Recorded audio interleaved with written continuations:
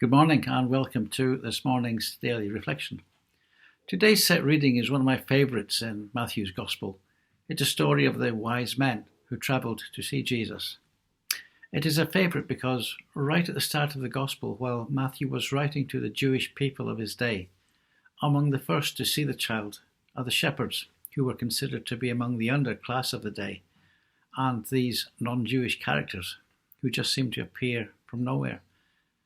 Because Matthew gives us little detail about their nationality, such as religious beliefs or how they knew the meaning of the star they had seen. They just show up, give their gifts, and then they disappear from the story. Matthew doesn't seem to have Christmas card scenes or church or school nativities in mind when he recorded the event. The reading is from Matthew chapter 2, from verse 2. Now this is from the Message translation. After Jesus was born in Bethlehem village, Judah territory, this was during Herod's kingship, a band of scholars arrived in Jerusalem from the east. They asked around, "Where can we find and pay homage to the newborn King of the Jews? We observed a star in the eastern sky that signalled his birth. We are on a pilgrimage to worship him." When word of their inquiry got to Herod, he was terrified, and not Herod alone, but most of Jerusalem as well. Herod lost no time. He gathered all the high priests and religion scholars in the city and asked, "Where is the Messiah supposed to be born?" They told him, "Bethlehem, Judah territory." The prophet Micah wrote it plainly, "It's you, Bethlehem, in Judah's land, no longer bringing up the rear. For you will come among the leader who will shepherd, rule my people, my Israel." Herod then arranged a secret meeting with the scholars from the east, pretending to be as devout as they were. He got them to tell him exactly when the birth announcement star appeared. Then he told them about the prophecy about Bethlehem and said, "Go find this child, leave no stone unturned. As soon as you find him, send word and I'll join you at once in your worship."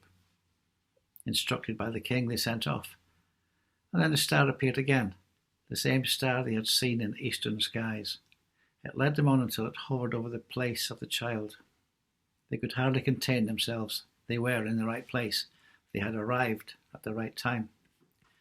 They entered the house and saw the child in the arms of Mary, his mother. Overcome, they kneeled and worshipped him, then opened their luggage and presented gifts, gold, frankincense, and myrrh. This is the word of the Lord. They were called wise men, or according to some Bible translations, magi. The word magi comes from the Greek magos, meaning magician or wizard. So what do we actually know about those mysterious figures? Very little. Because we know so little about them, so many myths have grown up around those mysterious travellers. For example, how many were there? Tradition says there were 3 because they gave 3 different gifts. We don't know what their nationalities were or their names. Where did they come from? Some say Persia, others suggest China.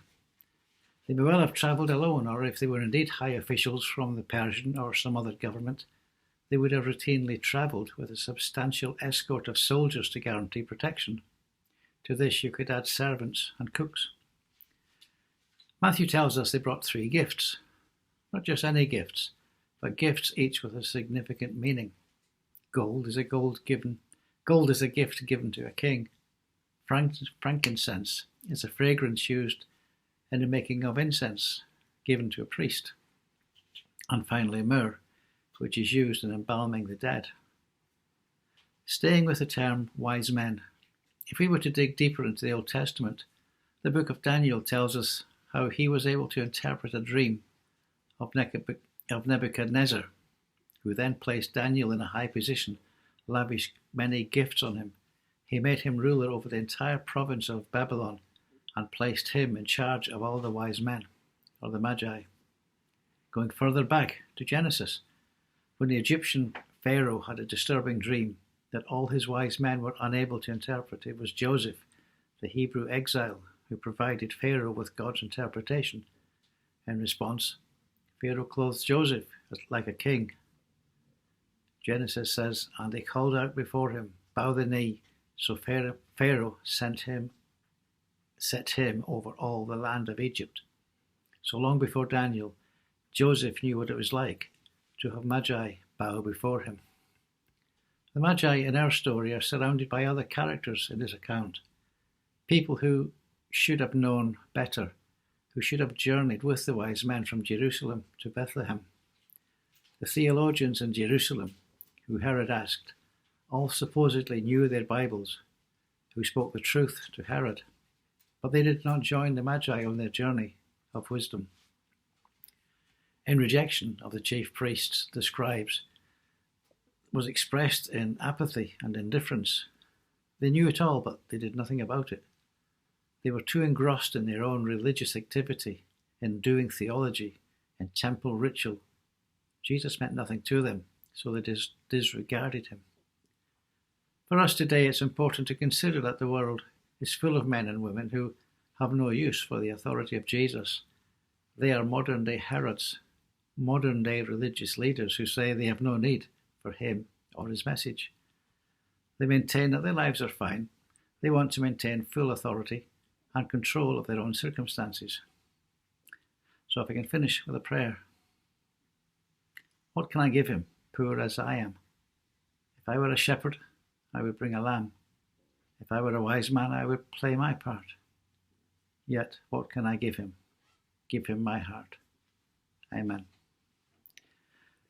Whatever you're doing this coming week, be careful, be good, and wish you all the very best for this coming new year. Bye for now.